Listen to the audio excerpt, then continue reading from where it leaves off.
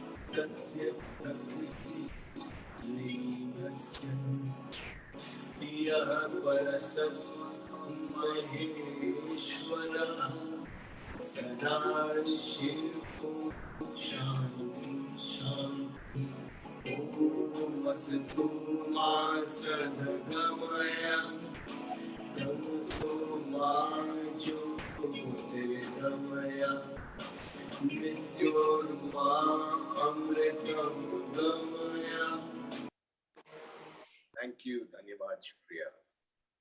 Thank you, Pandit Somesh Mathurji. Thank you for this wonderful shloka. So we are here today with a greater cause and with a greater thought process. As you all know, humanity, entire planet is suffering from this COVID disaster. It's a kind of pandemic, equal epidemic or pandemic, you can call anything. So everyone is suffered, whether it's governments, whether it's corporate organization, whether it's a common man, everyone is suffering with this outbreak of this virus, deadly virus. And now we all know that this immunization is going on everywhere globally. So we were locked in our houses, in our offices, in our home for more than 4 to 6 months because of this COVID lockdowns across globally. And it has disrupted the life never like anything. I think not in the First World War or Second World War, humanity has suffered so much the way this humanity has suffered because of this COVID situation. So there are two kind of people nowadays. It's very compulsory. It's mandatory to go for COVID test. If you want to enter any city, any state, they ask for your COVID negative report.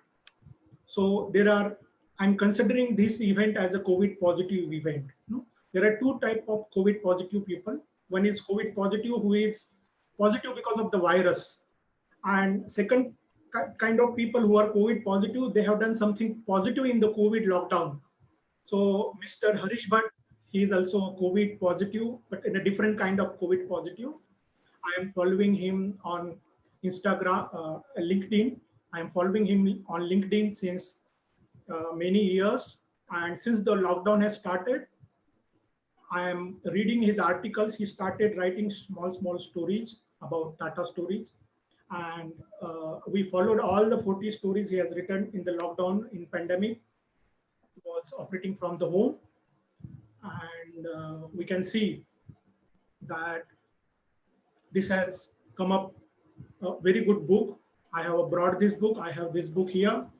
I went through this book, though I have already went through the all the articles he has written on the Instagram. This is a very good book.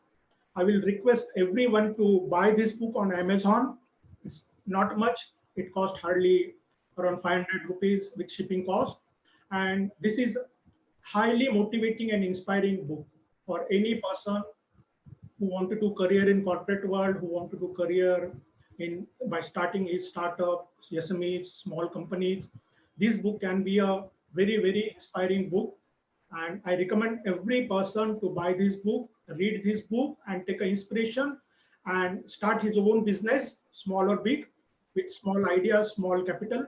And you can be a Tata, next Jamshedji Tata. You can create a next Tata group. If you read this book, definitely this will give you a positive energy to start your own business.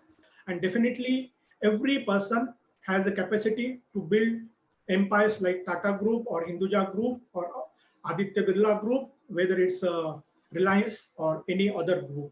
So I will recommend everyone to buy this book and read. And anyway, we are going to know about this book in a detail from Mr. Harish Bhatt. He will be giving a presentation and detail, and then our experts will comment on this book, and there will be questions from the panelists, and he will satisfy everyone's thrust for about this book.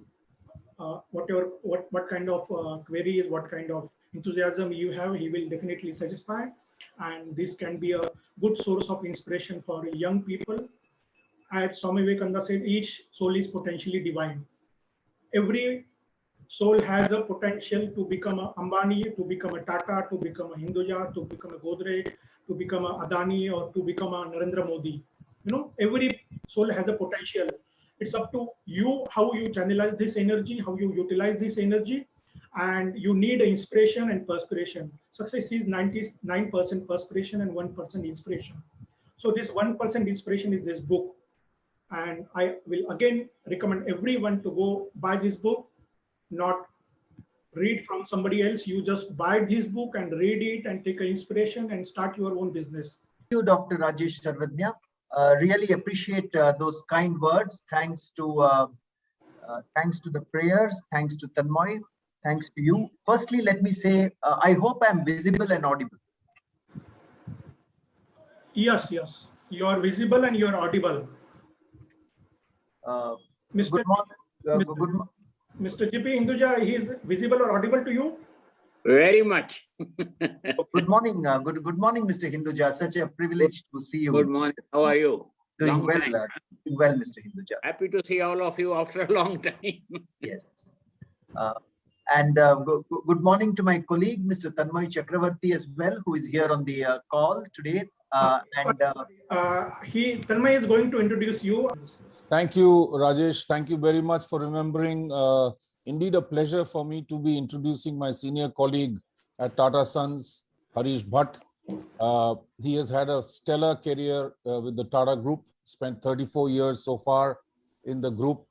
Right now, he is our Group Chief Brand Officer, and he is the custodian of the brand Tata, which obviously has a tremendous value and 153 years of lineage. And he is responsible for furthering the brand to, greater heights. He's had a 34-year career in the Tata Group, has had stints in Tata Global Beverages as managing director in the past, and earlier than that, and a very significant chief operating officer of the watches and jewelry business at the Titan Company, which was at that time a tremendous example of Government of Tamil Nadu and the Tata Group coming together and creating an innovative watch manufacturing to start with, and then evolved into jewelry as well as now into traditional textiles in the form of Taneira. And he initially was the COO there. Harish is an alumnus of BITS BITS Pilani and has done his management program from the IIMA, the premier institution amongst the IIMs in the country. He won the IIM Gold Medal for Scholastic Excellence and later the British Chevening Scholarship for Young Managers. In 2017, he received the Distinguished Alumnus Award from BITS Pilani. Harish is an avid marketeer. He has helped create many successful Tata brands.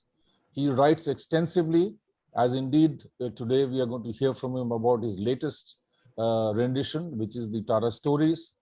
He is a columnist, a regular columnist in the Hindu Business Line and Mint. His first book came out in 2012 called Tata Log.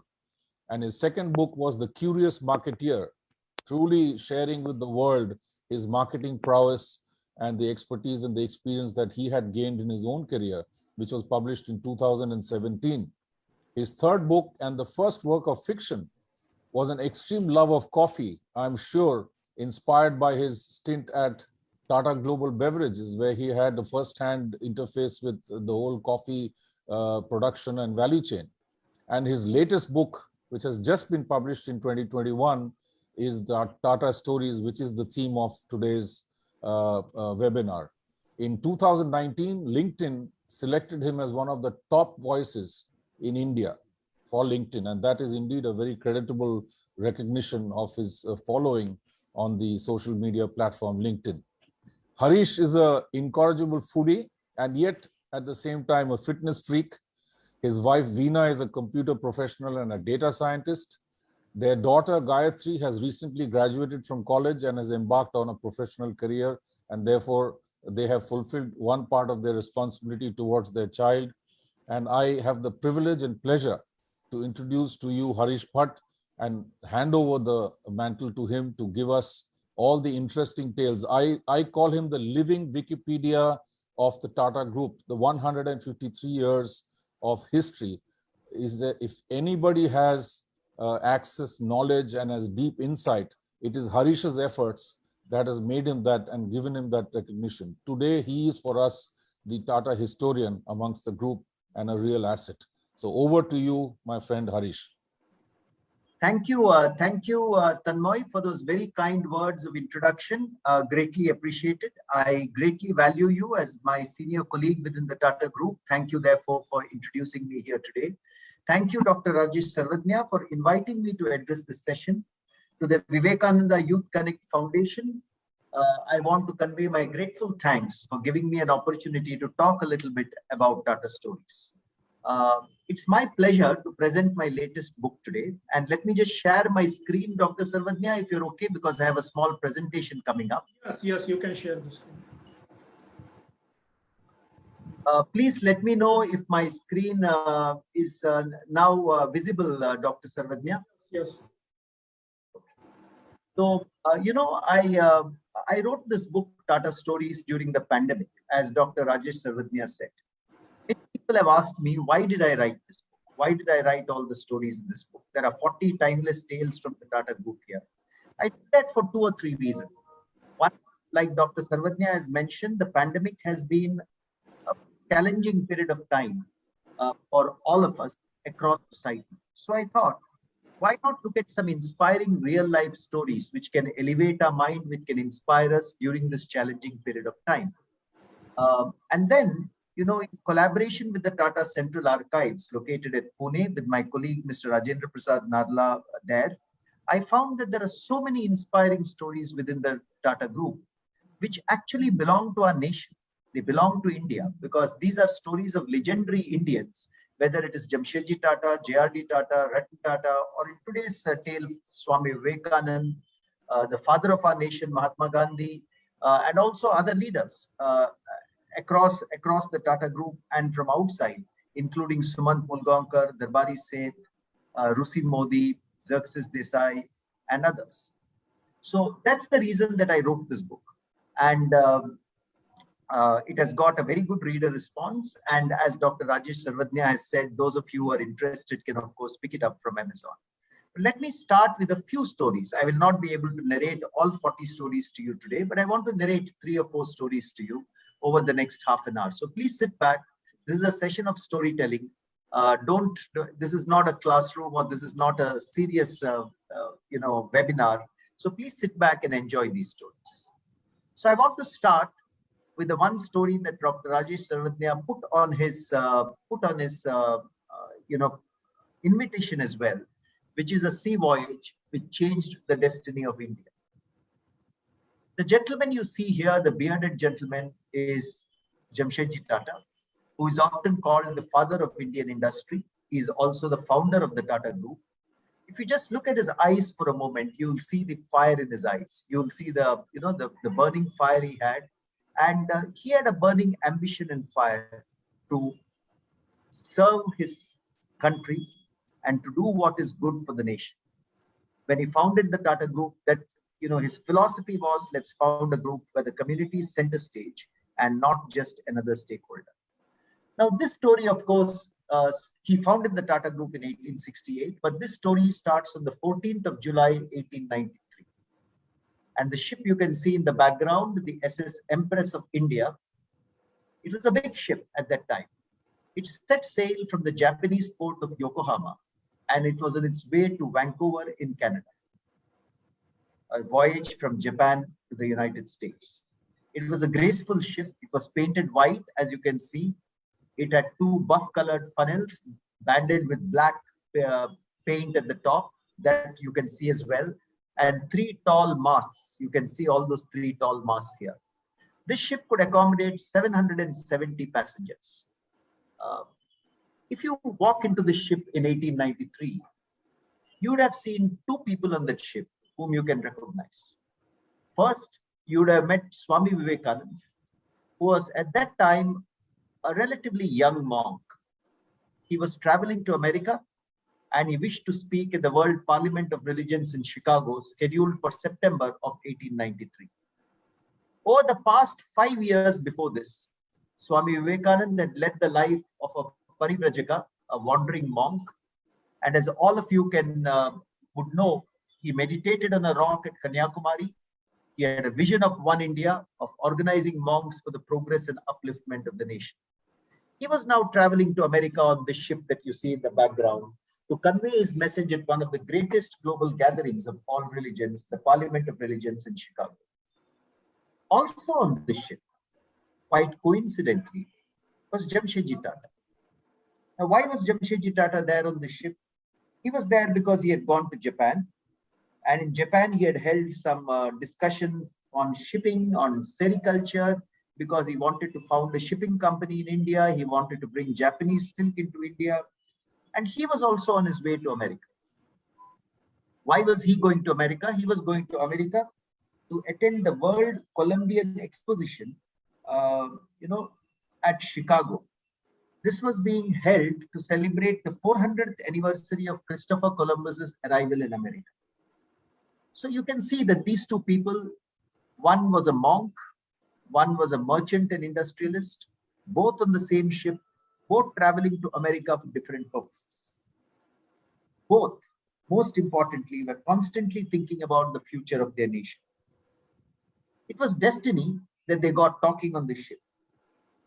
This sea voyage from Japan to America took 12 days of time. So you can imagine in 12 days of time, the conversations that they must have had on board the ship. There was plenty of time for that conversation. Unfortunately, we don't have any recorded detail of what the conversation was. We can only, look at later research on what it might have been.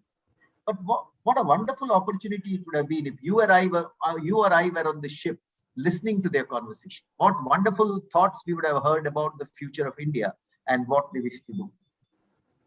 Jamshedji Tata was greatly impressed with Swami Vivekananda. And in fact, later he is known to have told Sister Nivedita, one of Swamiji's best known disciples, that when Swami was in Japan, everyone was struck by his likeness to the Buddha. Now, it's quite possible that Jamshedji Tata spoke about his plans for India's industrialization with Swami Vivekananda, including early Tata ventures like the Empress Mills in Nagpur, which had already made an impact by then.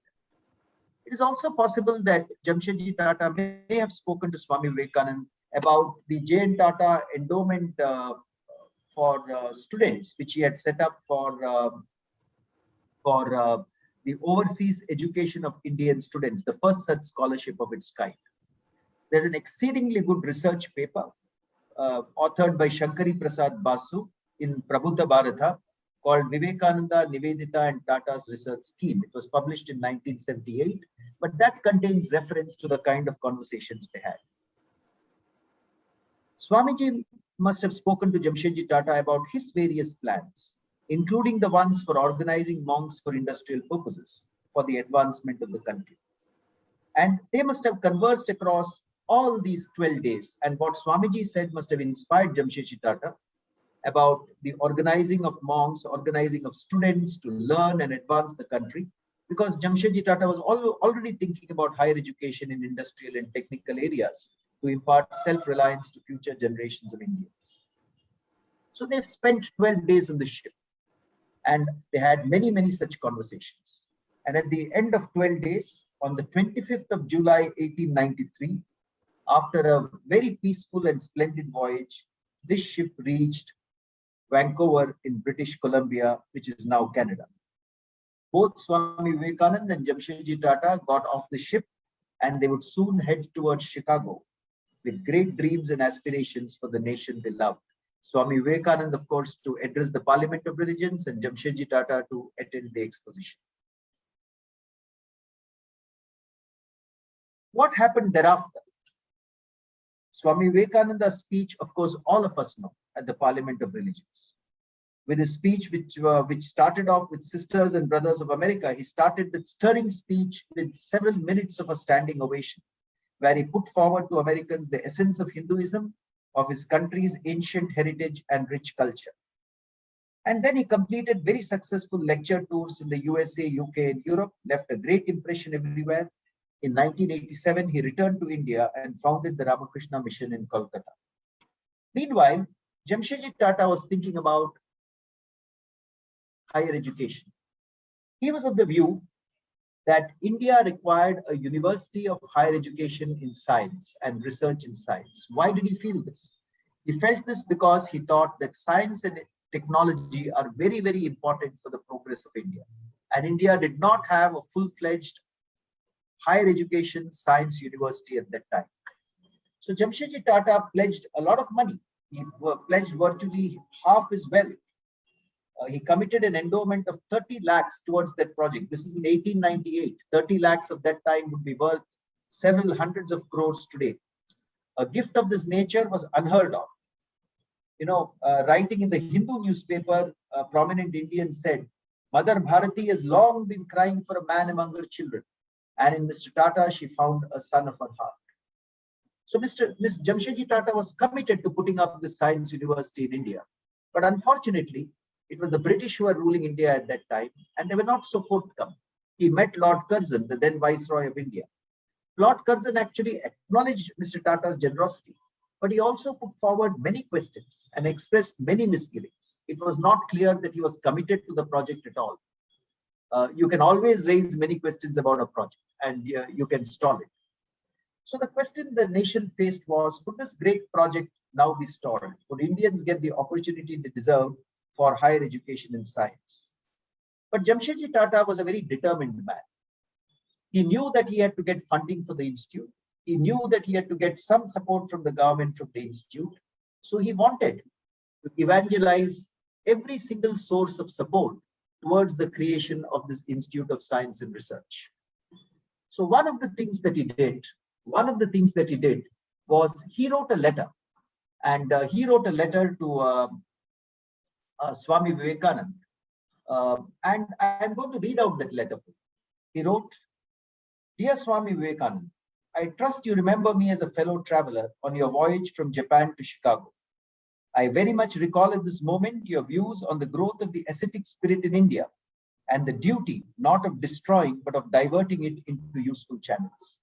I recall these ideas in connection with my scheme of a research institute for science in India, of which you have doubtless heard or read. It seems to me that no better use can be made of the ascetic spirit than the establishment of monasteries or residential halls for men dominated by the spirit, where they should live with ordinary decency and devote their lives to the cultivation of sciences, both natural and humanistic. I am of the opinion that if such a crusade in favor of asceticism of this kind were undertaken by a competent leader, it would greatly help asceticism, science, and the good name of our common country. And I know not who would make a more fitting general of such a campaign than Swami Vivekananda. Do you think you would care to apply yourself to the mission of galvanizing into life our ancient traditions in this respect?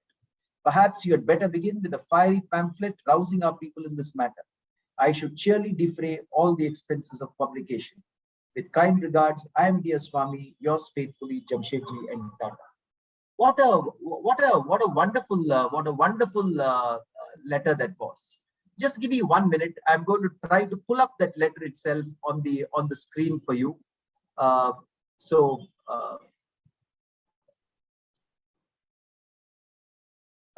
Please give me a moment to pull up that letter on the screen for you. Just 1 minute. Take your own time, don't worry.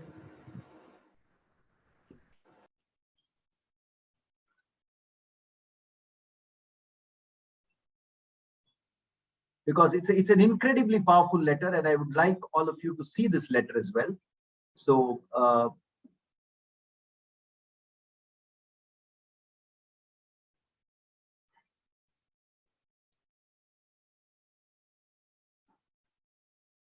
yeah. So let me try to share.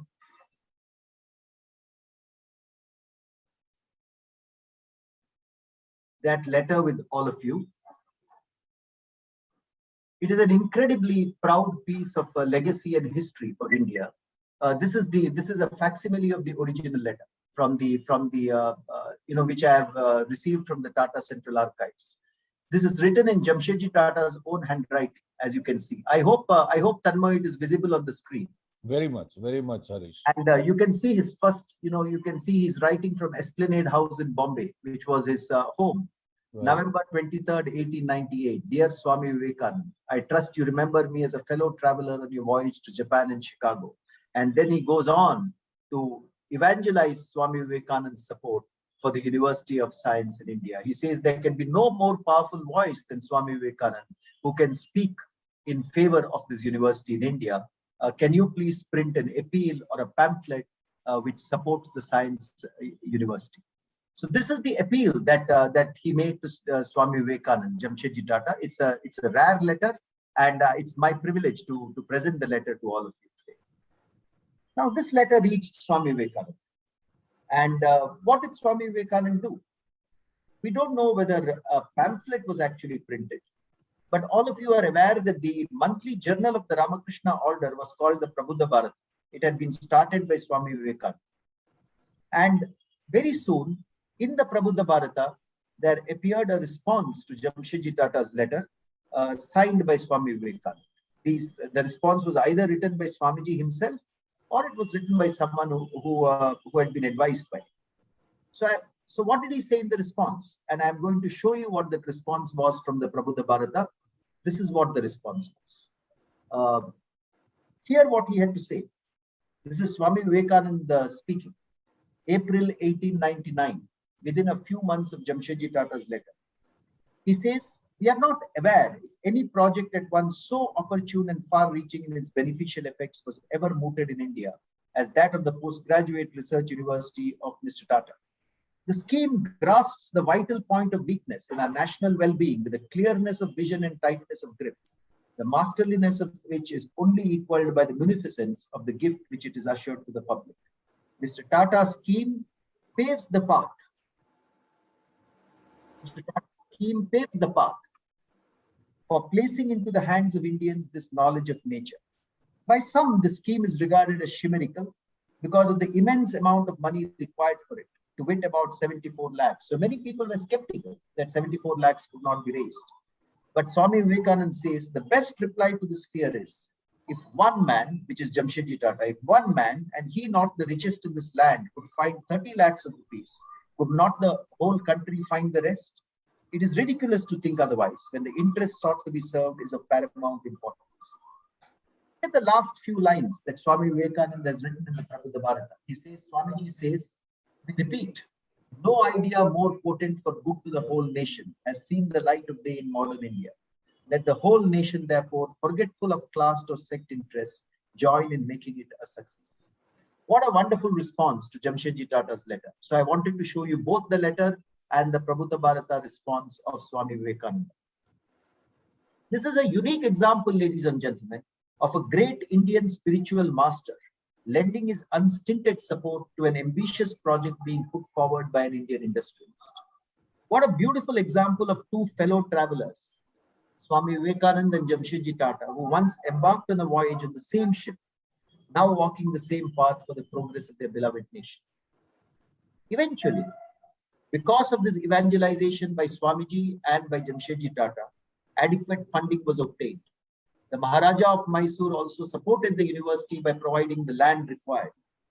And the Indian Institute of Science was eventually born in Bangalore.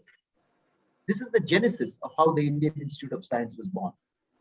It was opened in the year 1911. And as all of you know, it is today the nation's preeminent science university and one that has built a formidable reputation worldwide. It typically appears ranked #1 on science research in India. In Bangalore, if you take an auto rickshaw in Bangalore and ask for the Indian Institute of Science, the auto rickshaw driver will typically ask you, is it the Tata Institute? They still know it as the Tata Institute in India. But Jamshedji Tata wanted to name it after the country, and therefore the Indian Institute of Science was the name given to it eventually by his son, Dorabji Tata. You know, sadly, neither Swami Vivekananda nor Jamshedji Tata lived to see the birth of this institute. Swamiji attained Samadhi in 1902. Jamshedji Tata passed away in 1904. But look at the beautiful picture, which I will take you in the next slide. Just give me 1 minute, please. Yeah, of the Indian Institute of Science. India's preeminent science research institute, created by this coming together of two great minds, Jamshedji Tata, with a lot of support from Swami Vivekananda. I have no doubt that while they did not live to see the birth of this institution, their blessings and their presence permeate every corridor, every lecture hall, and every laboratory of this famous institution. Both Swamiji and Jamshedji Tata lived and they toiled and they died for the love of their nation, for the India of their dreams. And the only lesson I would like to put forward to all of us is, may their thoughts and their deeds inspire us in our own lives. The love that they had for our nation, which led to the creation of one of the greatest science research universities in the whole of our country and probably in the whole of our world. I don't know how many of you have visited the Indian Institute of Science, Bangalore, but I thought I would start with the story of how a sea voyage, Dr. Rajesh Sarvadnya called it the sea voyage which changed the fortunes of India in his invitation to this session. I just thought I would narrate this story to you and put forward all these documents to you. I want to also narrate two more quick stories. I want to make sure that I don't exceed my time of half an hour. But let me also narrate two more quick stories, also from the book Tata Stories. You will of course read 40 stories in this book, but let me narrate two more for you. This is a story that I love talking about. So this is the house in Navsari, where Jamshedji Tata was born in the year 1839. Navsari is a small town in Gujarat where a lot of Parsis live. So Jamshedji Tata was born to this house to a family of Parsi priests. His father Nusarwanji Tata came from a lineage of Parsi priests. His father soon shifted to Mumbai, and at the age of 13, the young Jamshedji shifted to Mumbai with his father. He was very fond of reading. He read Charles Dickens, he read William Makepeace Thackeray, he read Mark Twain. He was very fond of reading. And then he became part of his father's trading business. And in 1868, he started the firm which now is the Tata Group. 1868 was when the Tata Group was founded. 6 years later, in 1874, he founded the first industrial enterprise of the Tata Group, the first ever industry the Tata Group started, which is the Empress Mills in Nagpur. This was a textile mill. You can see the photograph here, ladies making textiles. The Empress Mill soon became a very profitable enterprise. How did it become profitable? He produced textiles of the highest quality. He used long stapled cotton to produce textiles of the highest quality. He used some innovations in the world of manufacturing textiles, like the ring spindles. They were not even being used in the UK at that time. But he took a risk, brought them into India, used them in the Empress Mills to enhance productivity. And soon the Empress Mills became very profitable. It paid its shareholders many times over in the next few years. But that is not the reason, ladies and gentlemen, that I'm narrating this story. There was something else that he did at Empress Mills, which became an integral part of the Tata Group. You see the women working here. They were semi-educated women, some of them uneducated as well. In the year 1887, he introduced a pension fund for all his workers in the Empress Mills. This was for the first time ever in India that the concept of a pension fund was being introduced. In 1895, he introduced an accident compensation scheme for workers. Remember, this was 120, 130 years back. In 1901, he introduced something which all of us know today. When we take Provident Fund for granted. We see it on our pay slips each month, those of us who are working with companies, and we think PF is to be taken for granted. In 1901, he introduced a provident scheme for his workers for the first time ever in India. These were all first time in India, the pension fund, the provident fund. Each of these were devised specifically for employee welfare, and they were pioneering innovations in Indian industry. Not only this, soon thereafter, the Empress Mills introduced a creche for babies of working women. Imagine more than 100 years ago, having a creche for the babies of working women so that women could work in an industry. He introduced gymnasiums for workers to exercise and keep themselves fit. He introduced night classes so that the semi-educated workers could fully educate themselves. He introduced weekly lectures to bring them perspectives from different fields. He introduced the pictograph to show them some old, slides of the old movies of that time in the Empress Mills, the pictograph kind of cinema. And he was asked, why do you spend so much on employee welfare? And Jamshedji Tata's answer, in speaking in 1895, he explained his new way. He said, we do not claim to be more unselfish, more generous, or more philanthropic than other people. But we think we started on sound and straightforward business principles, considering the interests of our shareholders our own and the health and welfare of our employees the sure foundation of our prosperity. Look at these words. He says the interests of our shareholders are our own. So we will move forward and try to make this unit as profitable as possible. But at the same time, the health and welfare of our employees is equally important, and it is the sure foundation of our prosperity. In Jamshedji Tata's mind, employees became the community, community became the nation, and for the next several years of his life, as long as he was alive, he always thought about what could he do for the nation. The story of Indian Institute of Science I've already narrated for you, but with Tata Steel, he wanted India's first integrated steel plant because he thought steel was very important for a country's development. It should not rely on steel imported from UK alone. It was one of the first examples of Make in India, of steel being made in India for Indians. The Taj Mahal Hotel in Mumbai was put up because after the bubonic plague, millions had died and left Mumbai. He wanted to attract visitors back to India and back to Mumbai. So he put up the splendid Taj Mahal Hotel in Mumbai, which all of you would have seen, and which has thereafter withstood 2 pandemics, 2 world wars, and a terrorist attack as well. He thought of the Tata hydroelectric project in Balwan and Lonavala because he thought that clean electric energy was essential for the city of Mumbai and for India. So ladies and gentlemen, I wanted to narrate this story because this goes back to the genesis of the Tata Group. Why the Tata Group was founded by Jamshedji Tata, because he thought as important as profits, it is important to keep the community center stage. It could be employees, it could be the wider community, it could be the nation. So that is the story I wanted to narrate of the reason that Jamshedji Tata founded the Tata Group. But let me go on to another story. Many years after Jamshedji Tata, the Tata Group had another chairman. He was actually the 4th chairman of the Tata Group. And this is a person whose face you may recognize very well. He is J.R.D. Tata. J.R.D. Tata, iconic Indian industrialist. He is the only Indian industrialist so far to have been awarded the Bharat Ratna. J.R.D. Tata was chairman of the Tata Group for 50 years. And one of the enterprises he found, there were many Tata companies which were founded in his tenure as chairman, including Tata Motors, including Tata Consultancy Services, Tata Tea, and so forth. But one of the companies he founded was Tata Airlines. It was India's first commercial airline, and later on the government nationalized it. It went on to become Air India. He remained as chairman of Air India for many more years. But this story is actually about one of J.R.D. Tata's abiding passions. Let me narrate the story. The story was actually narrated by L.K. Jha, who was one of India's senior-most bureaucrats and at one time the governor of the Reserve Bank of India. So one day, L.K. Jha and J.R.D. Tata were flying together on an Air India flight. It was a long flight. They were seated next to each other.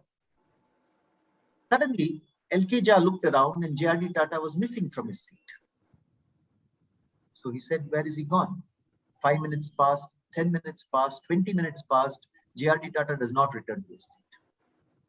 An hour passed, J.R.D. Tata is still not back to his seat. Finally, after about an hour and 15 minutes, J.R.D. Tata returns to his seat. And L.K. Jha turns to him and says, Mr. Tata, where were you? J.R.D. Tata says, I went around the aircraft, generally seeing if everything was okay. After all, I'm the chairman of the aircraft, so I wanted to see that everything was in order. So L.K. Jha said that could not have taken so long. To walk around the aircraft and come back would have been much smaller, maybe 10-15 minutes. So then J.R.D. Tata tells him, I went into one of the toilets and I found that the toilet rolls had not been placed correctly. What transpired amazed L.K. Jha. What had happened in that 1 hour and 15 minutes is J.R.D. Tata had gone to every toilet in the aircraft and replaced the toilet rolls so that they were properly placed in the aircraft. This was his attention to detail and excellence. He was a person who was committed to excellence, and one of his most famous sayings is that whatever you do, however big or small it is, pursue excellence in your life. This is the reason that Air India at one time became one of the finest airlines in the world. And when the Prime Minister of Singapore, Lee Kuan Yew, was looking at creating an airline for his own country, I have heard that he told his leadership team, please go and study Air India and come back to me and let me know how they maintain such high standards of service. So that was JRD Tata's, commitment to excellence. And I can narrate many, many more stories of that, but I will run out of time. But I wanted to narrate this one story. And let me end with the fourth story today. The fourth story comes to several years later. By now, in the 1990s, Mr. Ratan Tata was chairman of the Tata Group. He too was committed to the country, just like Jamshedji Tata and JRD Tata. And in 1995, he stood at the Automobile Manufacturers Association meeting and said, why can't India have its own indigenous car? Why can't we have a car made of completely Indian parts, Indian manufacture? At that time, you had the Maruti, which was designed in Japan and assembled in Gurgaon. You had the Hyundai, which was designed in Korea and assembled in Siruperumbudur and near Chennai. But you didn't really have an indigenous car, which was made primarily of indigenous parts designed by Indians for Indian roads. But people, he said, why don't we as an industry join together and create India's first indigenous car? Why did he say that? Because an indigenous car is not just a matter of pride for the country, but it creates a lot of employment. It creates a lot of ancillaries. It leads to a new level of engineering excellence in the country. But the rest of the industry, they said, "Ye to ho nahi sakta, car mein bahut technology hai, hum car kaise banaye?" But Mr. Ratan Tata was a determined man, just like Jamshedji Tata and JRD were determined people. He said, no, we will go ahead and make India's first car, and we will do it in Tata Motors if the rest of the industry is not willing to cooperate. He got his engineers in the Engineering Research Center of Tata Motors, equipped to design this car. Along with IDEO of Turin, they designed what was the Tata Indica. It was a revolutionary new design at that time. Actually, he said, I need a car with the space of an ambassador, the fuel efficiency of a Maruti, and the styling of a Maruti Zen. That was his clarion call. So with that, the Indica was designed, but it had to be manufactured. And a car manufacturing factory is typically very expensive, several billions of dollars. Tata Motors was not such a large company at that time, so how would they find the money? Again, Mr. Ratan Tata did not give up. His team and he went across the world till they finally found a disused but good condition car plant of Nissan in Australia, which was not being used. They were able to buy it at 1/5 or 1/6 the price of a new car plant. They disassembled the plant in Australia brick by brick, brought it to Pune, and assembled it back in Pune brick by brick to create the plant which manufactured the Tata Indica. What a great endeavor that was, ladies and gentlemen. I went to the Tata Motors plant to interview some of the workers who had made the first Indicas so many years ago. They're all, Maharashtrian boys and boys who studied in close by towns. Even today, when they talk of the first Indica, they talk with pride in their face and tears in their eyes. They say it took them 8 minutes to make the first Indica, to 8 days to assemble the first Indica. Today, every 54 seconds, a car comes out of the Tata Motors plant in Pune. Initially, the Tata Indica ran into some quality issues. Even today, people squirm when they talk about those quality issues, sound and the quality of fittings not being okay. But Mr. Tata and his leadership team once again led from the front. They met distributors, they met customers, they understood the quality issues, they rectified it, and they launched the Indica V1. Indica, the next version of the Indica V1, which went on to become the fastest selling car on the face of India for 2 years thereafter, in 2002 and 2003. That was the birth of the car industry in Tata Motors. Today, of course, you hear of Tata Nexon, you hear of Tata Motors leadership in electric vehicles, some beautiful vehicles like Tata Harrier. But it goes back to Mr. Ratan Tata's courage of saying, we will produce India's first car. And he's on record as having said, people may say we succeeded or people may say we failed, but we thought of it and we did it. We produced India's first car. So ladies and gentlemen, 4 stories I've narrated to you. The story of Swami Vivekananda and Jamshedji Tata and the Indian Institute of Science. The story of the Empress Mills, why it was such a special enterprise and the first industrial enterprise of the Tata Group. The story of J.R.D. Tata and his passion for excellence, and the story of Mr. Ratan Tata and India's first own indigenous car. If you look at the common thread across these stories, across Jamshedji Tata in the 1890s, J.R.D. Tata in the 1940s and 50s, Mr. Ratan Tata in the 1990s and 2000s, the common thread is actually what can we do for our nation, and what can we pioneer for our nation. So I want to leave you behind with some quotations from all three of these legends of the Tata Group. Jamshedji Tata says, in a free enterprise, the community is not just another stakeholder in business, but is in fact the very purpose of its existence. And you will know that between his sons and him, they eventually, gave 66% of the share capital or the equity of Tata Sons, our holding company, to the Tata Charitable Trust. They still hold 66% of the equity of our parent company. So the community is very much in the center of the enterprise, because these Tata Charitable Trusts then spend the dividends that they receive towards the good of the institutions, not just the Indian Institute of Science, but the Tata Memorial Cancer Hospital in Mumbai, the Tata Medical Center in Kolkata, the NCPA in Mumbai, the Tata Institute of Social Sciences, the Tata Institute of Fundamental Research, and I can name many more. Now there are cancer hospitals coming up in many states of the country. They're all fueled by this desire to do something good for the community. J.R.D. Tata, who said one must forever strive for excellence or even perfection in any task, however small, and never be satisfied with the second best.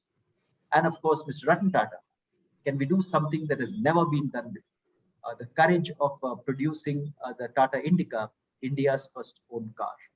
So with those four stories, Dr. Sarvajna, I think I've exhausted my 30 minutes of time, but I'm going to end this session by thanking all of you for giving me a very patient hearing. I want to thank Dr. Sarvajna and the Vivekananda Youth Foundation for giving me this opportunity to speak to all of you. I would be delighted if you were to pick up this book and read it. There are 40 inspiring tales here. I've narrated 4 of them to you today, but each of them have a valuable lesson for our life. And these tales are written so that they can inspire us, motivate us, hopefully, perchance, even provoke us to do something even more meaningful with our own lives. And those of you who wish to read my posts on LinkedIn, you're welcome to also follow my posts on LinkedIn or follow me on LinkedIn. With those few words, I want to thank Dr. Rajesh Sarvajna. I want to thank Tanmoy and say it was an absolute pleasure to speak to all of you today. Thank you very much. Thank you, Harish. Indeed, it was one of the greatest treat for book readers in last 1 year, maybe last 2 years since the pandemic has started and this lockdown thing has started. I would like Mr. GP Hindujaji, please stop the sharing. Okay. I would like to request Mr. GP Hindujaji to give the expert comments. Dr. Rajesh. Yeah. There are so many. Rajesh, can you hear me or no? Yes, we can hear. Okay. Firstly, I would like to give compliments.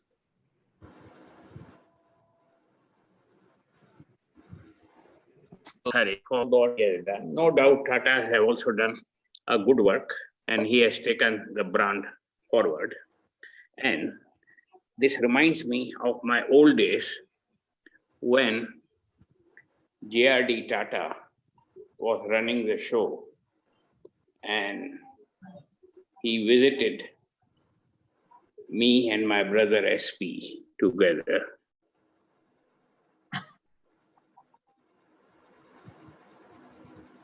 And I get into the hotel business in London, New York, and Washington.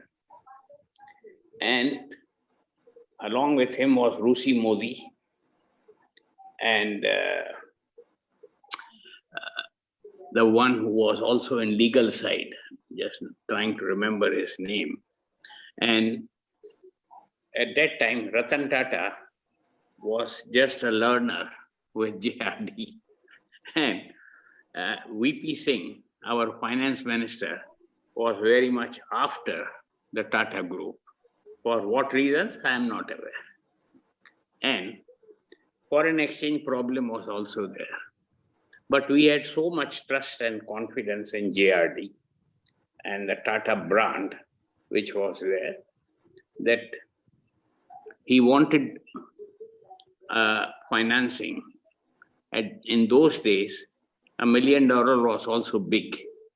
But we just took his personal note, memo, which I still have it, and I gave him $25 million to start with the Tata Hotel, St. James Hotel, which is not Taj Hotel in London, as well as in New York, Lexington, and others. But then we also worked together with Tata's on Alexi, the computer business in California. They have been doing a good job. It's inspiring. They are also very, very, I would say, the best brand in the world and very well known all over. And Harish has been able to take it forward. So I wish him all the best. It's inspiring, and I wish all of you can follow. This reminds me of my father's best principle, work to give. And that is how, if we all follow work to give, and you all can become Tatas, believe me. You work hard and don't keep everything for yourself. Okay, for living is fine, but the rest has to be given away. And you have to look after the society. Look at the COVID-19 problems what one had. And many wanted to give donations with name. And many were quietly doing everything what was necessary and what they could do for the society. So whenever you want to do anything, neki kar kuएं mein फेंक. Don't expect a publicity of it. And what Tatas have done, their name has grown and the brand has grown. It's because of the good work they have been doing. Thank you, friends, all of you. And I wish all of you can follow the Tata brand and take Harish's help and go forward. Thank you. Thank you. Now I would like to request Mr. K. Venkataramanan. He is a former MD and CEO of Tata L&T, Larsen & Toubro, and he is still with Larsen & Toubro, and he is also with the Vedanta Group and Kirloskar Group also. Mr. K. Venkataramanan, please give your comments on his presentation and the book and Tata's. Thank you. First of all, Rajesh, thank you for this opportunity to participate in this meeting today. Well, Harish, I have read your book. I got it on Kindle last Monday and followed it through. But I must say that in my 49.5 years that I worked in Larsen & Toubro straight to IIT Delhi, we as a Larsen & Toubro had a long association with Tatas, and worked with many of the names that you have mentioned more. And I think one person who you were an executive assistant to, I personally had a lot of interaction with him when Tata Babrala was set up. Mr. Nayak and I used to enter your Tata House ground floor, turn right, and then there used to be on SUK Menon, used to be the finance, and just behind that was his cabin, great man, Darbari Seth Saab. So first of all, compliments. I mean, when I passed out from IIT, there were two companies which, if you wanted to be an engineer, you could join, and that was Larsen & Toubro. I mean, if you obviously wanted to be more marketing and all, then Unilever, Hindustan Lever was there. So I think I really was fascinated, even though we thought we knew a lot about Tatas, but it was really fascinating to see the very colloquial, nice, simple way that you have written the book. I mean, Thank you. Genuine storyteller, and it's, I'm very happy to have read the book and learned a lot more. I mean, I knew about Tata Institute of Science and chemicals and your hospitals, but it's fascinating the way you've written it. I'm also very happy that, Rajesh normally calls me for many of these events, but I normally, unfortunately, never able to join. But this one, I said I must join because the Ramakrishna's and Vivekananda side is also very close to me. I was born next to the Ramakrishna Ashram in Bangalore. It was border, our compound wall was the same. So I had a long association there in my school days. And then when I came to IIT Delhi, Swami Ranganananda was the boss there. So we used to invite him to IIT Delhi many times. Then I came to Bombay and stayed in Jew Scheme. So we used to go to Khar, which is a very quiet locality at that time. In '68, when I first went abroad, you talked to Air India. Believe me, it was a great airline.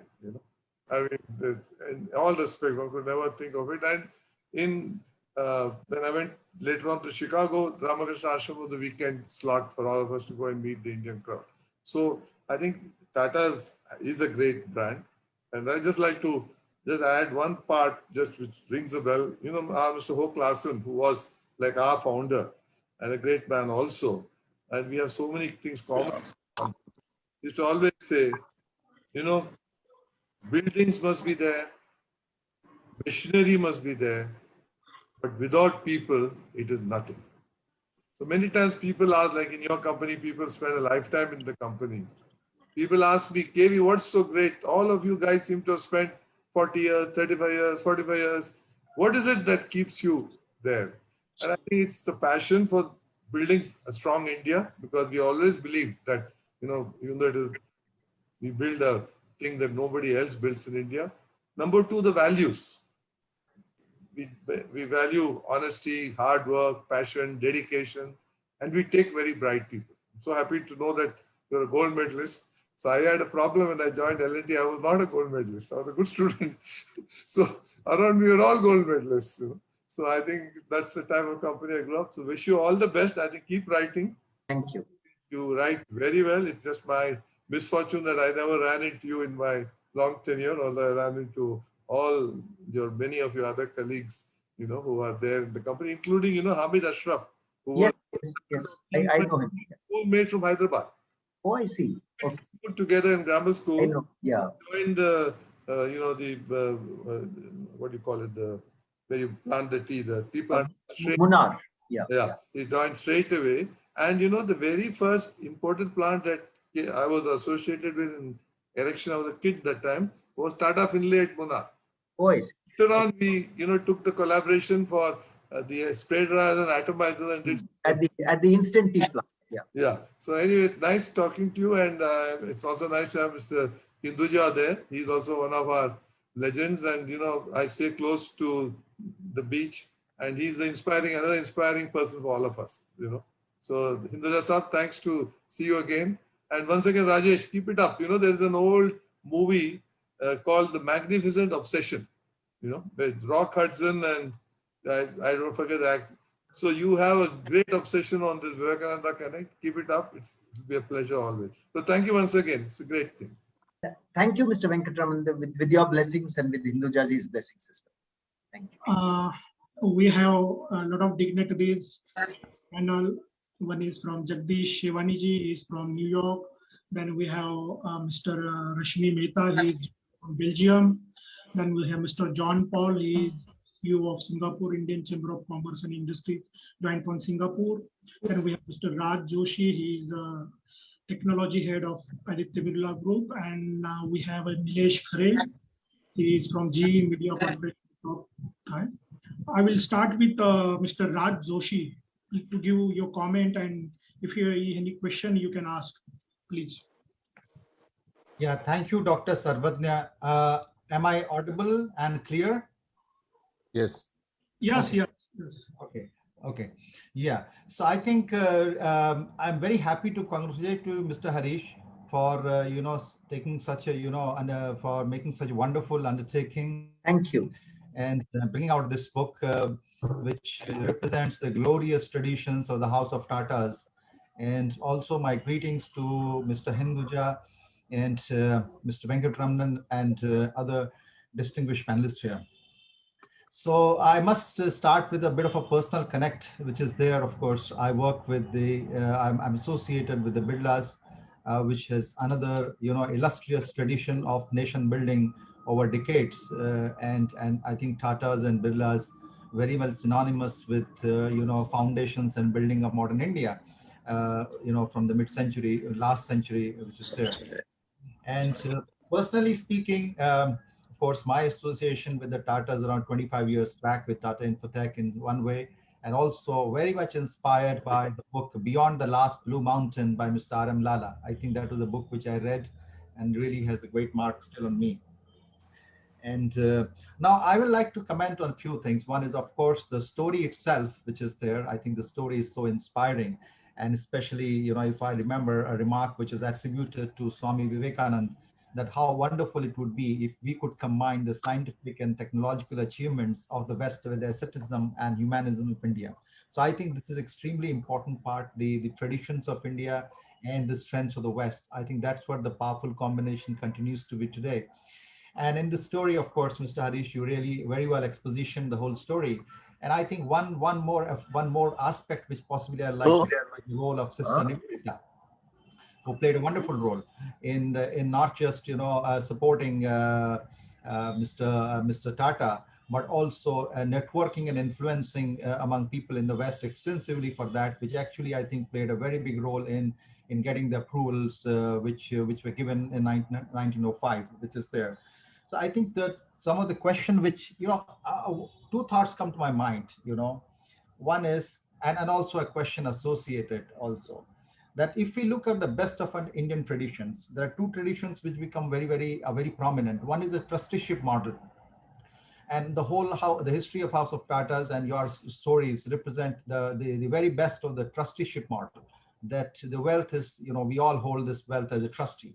And then we need to, spread the goodness of this wealth among the society.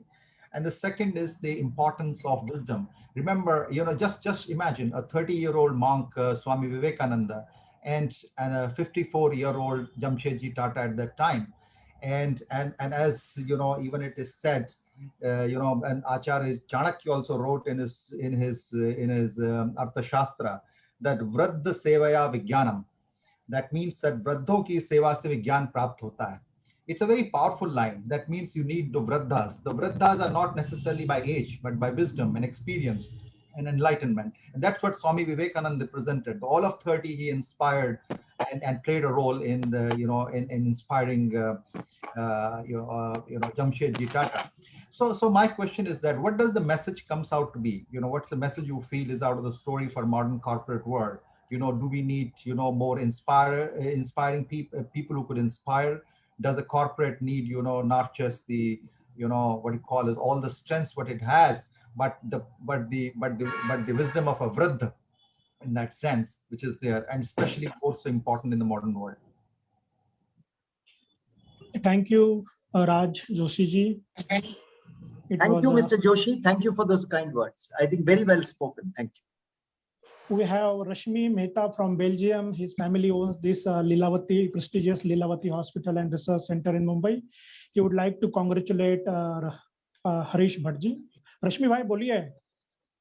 Harish bhai, I have met you in Switzerland few times, and when Titan was not allowed to join the exhibition and we were outside the fair, but after that time, you have brought this brand very, very highly. I mean, people still appreciate all. I meet CEO of Patek Philippe, for example, and all these people still, they say the Titan brand is one of the best brands they have ever come out from India. And it's a great achievement due to you. Your dedication, motivation has brought this brand very well. I like today, international, all the brand, Titan is still one of the best brand in jewelry also. As we are in same business, we can see you have achieved a lot. Same brand like today, you can go further if you long time, like big brand like Cartier, it has lot of potential that they can achieve this thing. I think so. Thank you. Thank you, sir. Thank you for your kind words. Titan is indeed a brand we are very proud of, and a lot of credit goes to Mr. Xerxes Desai, the founder MD of the company, and also to Mr. Bhaskar Bhatt, who was the MD after that. But I want to also mention, sir, that in this book, Tata Stories, There are two beautiful stories of Titan. One of how Xerxes Desai founded this company and provided employment and livelihood to young people in Tamil Nadu. And the second is the beautiful story of how Titan created the Titan Edge, the slimmest watch in the universe. So I have included two stories from Titan also in this book, but thank you for the reference to Titan. All of us are proud of Titan. Now it's 2:30 a.m. in the New York, and Jagdish Shivani is still awake because of this beautiful program. I would like to invite Mr. Jagdish Shivani. He is the president of Indian American People's. He will explain his role in this India-American relations. Jagdish Shivani. Namaskar. Dhanyavad Rajesh ji for having me. Yes, it is almost 2:15 a.m. here in New York. But आपका आग्रह था कि मैं आऊं, and I am so glad that I made this. Harish जी, आपको बहुत-बहुत बधाई हो. What a narration. I will not buy one copy, but I'll buy a number of copies, and I will personally distribute it to the youth, here in New York and USA. I can say one thing, that Tata is not only a big name in Bharat, but in USA also. It is one of the largest employer here in America. And I believe even in this COVID time, they are planning to hire tens of thousands of more people in USA. So, and one more thing I wanted to say about Vivekananda is, just imagine a 30-year-old monk, he comes to USA, and rest is the history. He introduced Hinduism in America. And after his 1893 speech in Chicago, I mean, a lot of Americans are now aware of Hinduism. And one more thing I wanted to say is, about a few years back, I did a program on Vivekananda in New York. Normally, people in New York come for, shows, but this was the first program, which was a paid program, and it was sold out because of the Swami Vivekananda name. And Harishji, again, I congratulate you for a wonderful narration and wonderful book. Namaskar. Thank you for those kind words, sir. It was my privilege to do this narration. Thank you. We have Mr. Nilesh Khare from G Media Corporation. He would also like to congratulate Harish Bhattji and give his views.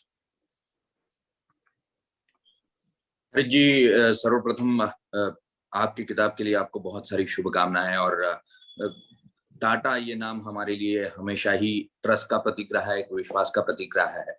और जितना पढ़े हम टाटास के बारे में उतना कम है।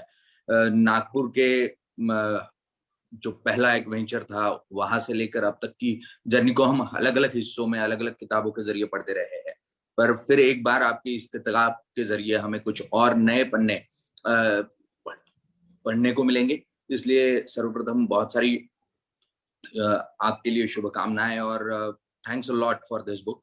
Sir, मैं हमेशा ये जानना चाहता था कि टाटा, जो कि हम एक ट्रस्ट के तौर पर देखते हैं, विश्वास के तौर पर इस नाम के तरफ देखते हैं, तो ऐसी क्या है, ऐसा क्या आत्मा है टाटा ट्रस्ट में, टाटा सन्स में, जो कि इस विश्वास को बरकरार रखता है, एक the soul of the Tata, कि जो इस विश्वास को हमेशा बरकरार रखता है। तो ये नीलेश खरे जी, आपने बहुत अच्छा प्रश्न पूछा है। और मेरे ख्याल में मैं शायद हिंदी में उतनी अच्छी तरह बात नहीं कर पाऊंगा, लेकिन कोशिश तो जरूर करूंगा। मेरे ख्याल में टाटा कंपनी स्थापित की गई जमशेदजी टाटा जी के हाथ से for nation building and for contribution to the community. हम सोसाइटी को क्या दे सकते हैं और सोसाइटी को सेंटर में रखना चाहिए। हर कंपनी को प्रॉफिट्स तो बनाने ही चाहिए, उसके बाद ही मतलब पैसे इकट्ठे होंगे, लेकिन पैसे और प्रॉफिटेबिलिटी होगी वो कंपनी से, वो वापस जानी चाहिए लोगों को और कम्युनिटी को। जेआरडी टाटा के एक फेमस सेंटेंस है, what comes from the people goes back to the people several times over. और मेरे ख्याल में जब कंपनी कम्युनिटी के साथ हार्मनी में रहती है और कम्युनिटी जैसे हिंदुजा जी ने भी बताया, जब कंपनी कम्युनिटी को वापस देती है, and it does this for a long period of time, 150 years, very consistently, उससे कुछ विश्वास जरूर पैदा होता है लोगों के मन में. That is why I think the Tata Group is synonymous with trust today. और दूसरा कारण यह है कि टाटा के सब प्रोडक्ट्स तो खरीदते हैं, टाटा चाय खरीदते हैं, टाटा नमक खरीदते हैं, टाटा कार्स खरीदते हैं या टाटा ट्रक्स खरीदते हैं. उसके क्वालिटी बहुत अच्छी है. It's very good quality of products and services at a fair price. That is also one of the reasons for the trust in the Tata. We have Sandeep Ghosh from Reliance Jio. He is handling corporate relations for entire Jio in nationwide, and Reliance Jio is the biggest disruption in coming last few years.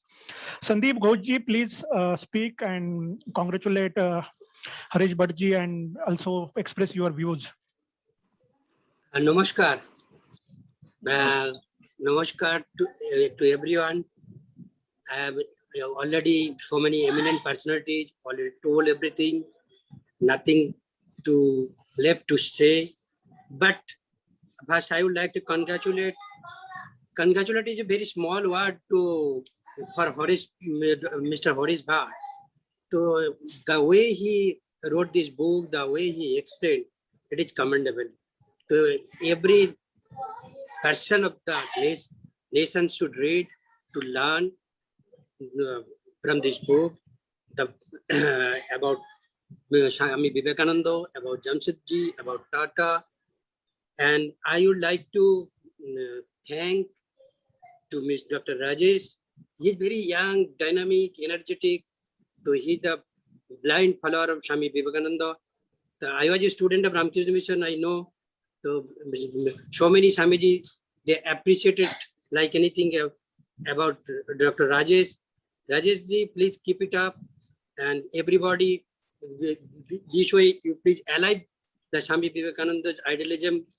And again, I'm thankful. We feel proud of what Mr.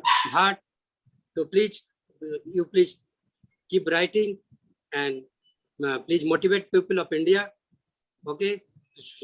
Thank you very much. Thank you, sir. Thank you, sir. We have from Singapore, CEO of the Singapore Indian Chamber of Commerce and Industries, Mr. John Paul. Mr. John, please come on the screen. Yes. Hi. I hope you can see me.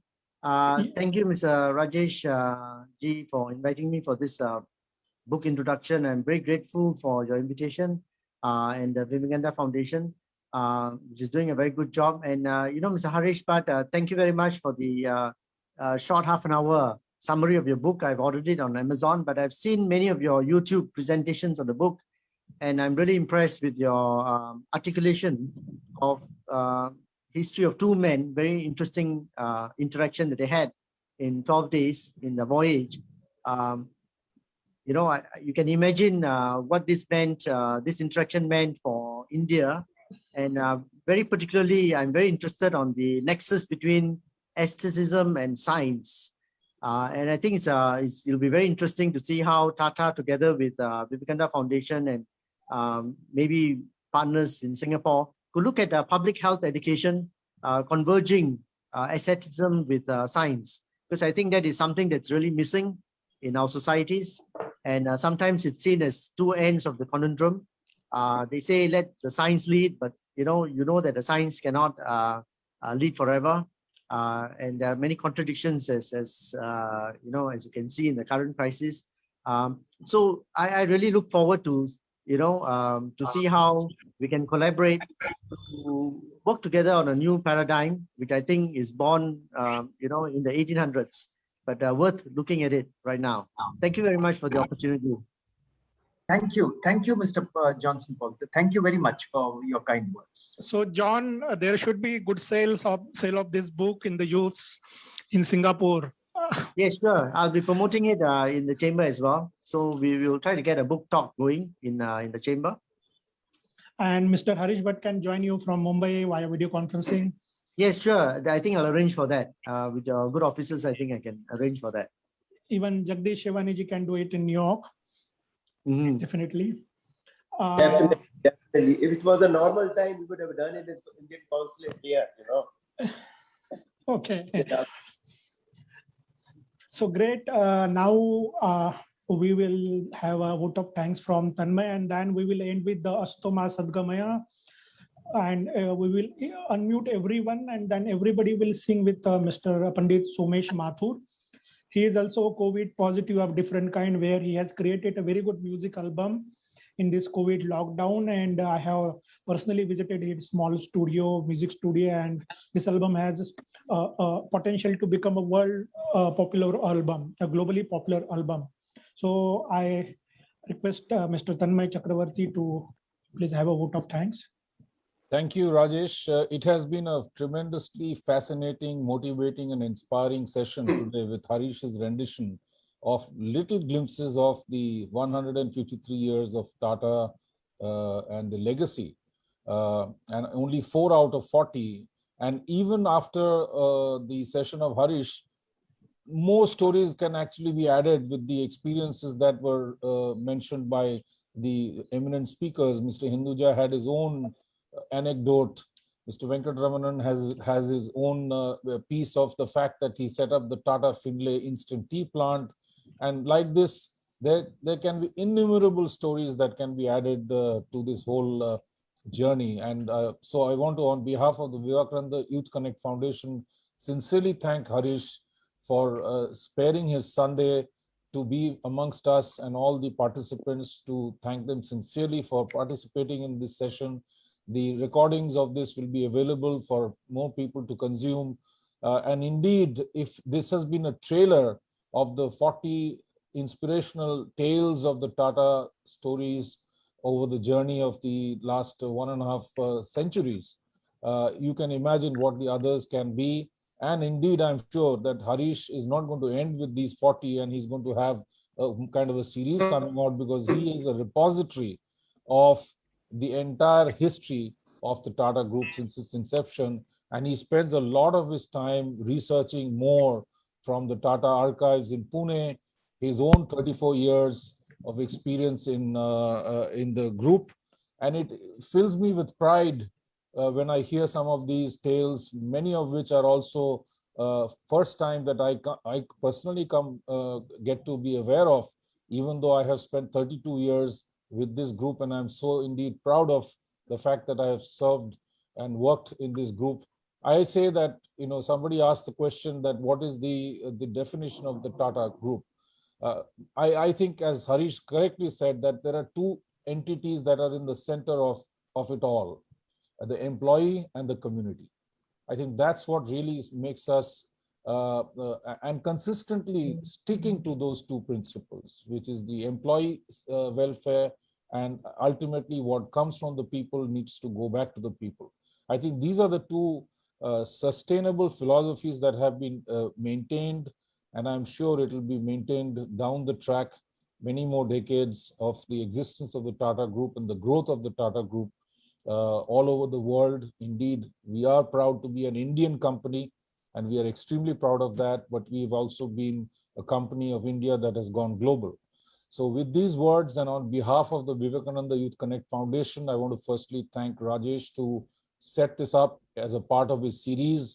He gets very interesting personalities to come on to the platform and share interesting experiences with the group, as well as to Harish for sparing his time and really enlightening us with many of the innumerable anecdotes, tales, facts, epoch-making kind of historical, nation-defining kind of phases that the Tata Group has gone through in its journey of 153 years and counting. And also to all the participants who have logged in today to this foundational talk. Thank you very much for sparing your Sunday morning, and I hope, just as I did enjoy the session and every minute of it, I'm sure all of you as well did. So with these words, I want to thank everyone again for this and hand it over back to Rajesh. Thank you. Tanmay, thank you for those kind words. If I may take half a minute, it has been my privilege to be on this session today. I'd like to thank two of my colleagues who have been instrumental to make this session happen. One is my young colleague Sri Lakshmi Hariharan, who has coordinated all the arrangements and the presentation. And second is Mr. Rajendra Prasad Nadla, the Chief Archivist of the Tata Archives, from whom a lot of the source material for these stories has come. Thank you once again for the privilege of speaking.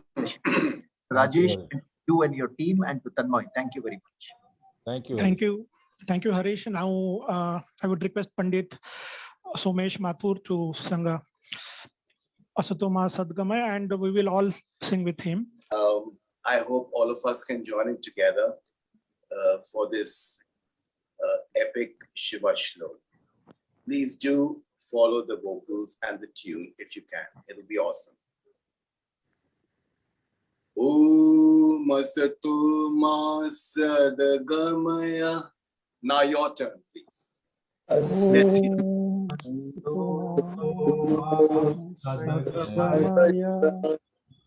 Om Asatoma Sadgamaya. With this mantra.